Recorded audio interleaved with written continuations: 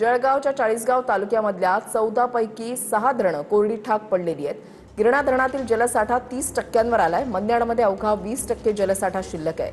चाळीसगाव तालुक्यासह गिरणा पट्ट्यामध्ये पाणी टंचाईचं संकट गडद होण्याची भीती आहे। अल निनोचा परिणाम थेट त्या ठिकाणी पर्जन्यमानावर होणार आहे असा इशारा हवामान विभागाने वर्तवलेला आहे।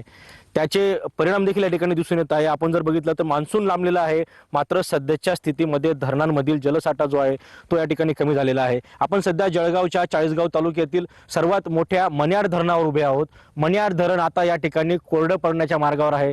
सध्याच्या स्थितीमध्ये मन्याड धरणात केवळ 20 ते 25 दिवस पुरेल एवढाच जलसाठा जो आहे तो सध्या शिल्लक आहे। सध्या आपण धरणाचा जर विचार केला तर धरणाचं पात्र आता या ठिकाणी 80% कोरडं पडलेलं आहे। धरणामध्ये सध्या फक्त 20% जलसाठा जो आहे तो खरं तर शिल्लक आहे। आणि एकंदरीत आपण जर बघितलं तर आता मान्सून जो आहे तो लांबलेला आहे आणि मान्सूनच्या प्रतीक्षेमध्ये या ठिकाणी आता सर्वसामान्य नागरिकांसह शेतकरी आहे।